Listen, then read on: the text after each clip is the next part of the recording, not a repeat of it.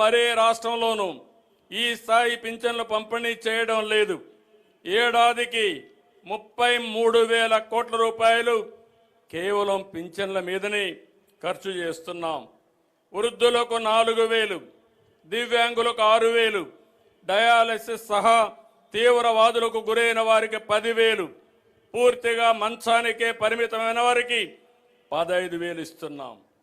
ఒక్క పింఛన్ ఇప్పటికే పంపిణీ చేసిన డబ్బులు చూస్తే 40,000 కోట్లకు పైగా ఖర్చు చేశాం. తల్లి తన బిడ్డ చదువుకోవాలని కలలుగనే పేదింటి తల్లులకు ఆర్థిక భరోసా ఇచ్చేందుకు తల్లికి వందనం పథకం తీసుకొచ్చాం. 10,000 కోట్లతో ఈ పథకాన్ని అమలు చేశాం. ఒక్కొక్క విద్యార్థికి 15,000 చొప్పున మొత్తం 67 లక్షల మంది తల్లుల ఖాతాలో జమ చేశాం. ఒక కుటుంబంలో ఎంతమంది ఉన్నా చదువుకునే పిల్లలందరికీ ఈ పథకాన్ని వర్తింపజేశాం. జనాభా నిర్వహణలో ఈ పథకం కీలక భూమిక పోషిస్తుంది. రైతు బాగుంటేనే రాష్ట్రం బాగుంటుందని నమ్మే ఈ ప్రభుత్వం ఎప్పుడు అధికారంలో ఉన్నా అన్నదాతకు ప్రాధాన్యత ఇస్తున్నాం. చెప్పినట్టుగానే అన్నదాత సుఖీభవ పథకం అమలు చేశాం. ప్రతి రైతుకు ఏడాదికి కేంద్రం ఇచ్చే మొత్తంతో కలిపి 3 విడతల్లో 20,000 రూపాయలు ఇస్తామని చెప్పాం. మొదటి విడతగా రాష్ట్ర ప్రభుత్వం 5,000, కేంద్రం ఇచ్చే 2,000 కలిపి 7,000 రూపాయలు రైతు ఖాతాల్లో వేశాం. 47 లక్షల మంది రైతులకి 3,173 కోట్ల రూపాయలు అందించాం. ఉమ్మడి రాష్ట్రంలో దీపం పథకం తెచ్చి మన ఆడబిడ్డల వంటింటి కష్టాలు తీర్చాం.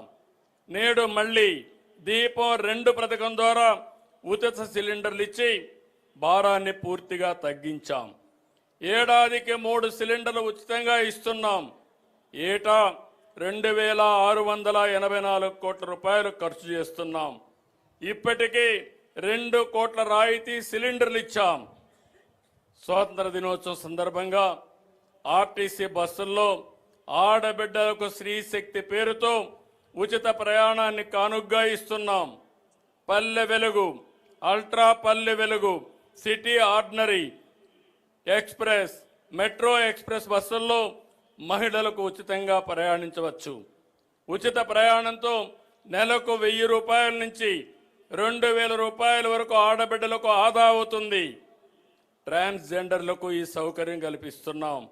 ఈ పథకం కోసం ప్రతి ఏటా 1,942 కోట్ల రూపాయలు వెచ్చిస్తున్నాం. 2029 నాటికి 20 లక్షల మందికి ఉద్యోగాలు, ఉపాధి అవకాశాలు కల్పిస్తామని సూపర్ 6లో చెప్పాం. చెప్పినట్టుగానే తొలి సంతకంతో ఉద్యోగాలు ఇస్తున్నాం. 16,347 పోస్టులు మెగా డిఎస్సి ద్వారా ఈ నెలాఖరు లోపల నియామకాలు పూర్తి చేస్తాం.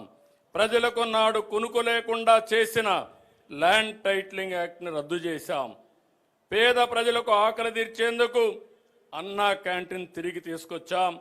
204 అన్నా క్యాంటీన్లో 5,16,00,000 మందికి కేవలం 5 రూపాయలకి కడుపు నింపాం.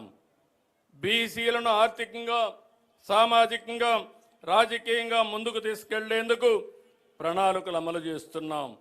చేతి వృత్తులు, కుల వృత్తులైన అన్ని వర్గాలకు బీసీ కార్పొరేషన్లు ఏర్పాటు చేసి అండగా నిలుస్తున్నాం.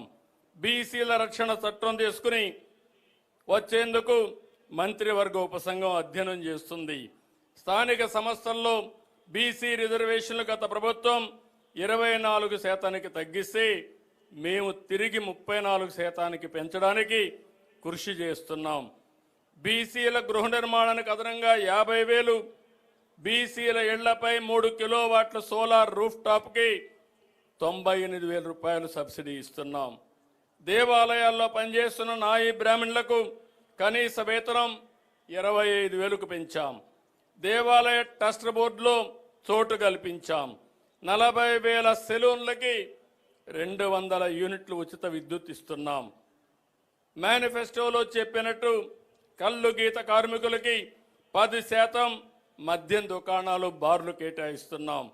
మత్స్యకారులకు వేట విరామ సమయంలో 20,000 రూపాయల ఆర్థిక సహాయాన్ని ఇస్తున్నాం. మత్స్యకారుల సేవలో పథకం ద్వారా 1,29,178 మందికి 259 కోట్ల రూపాయలు అందించాం.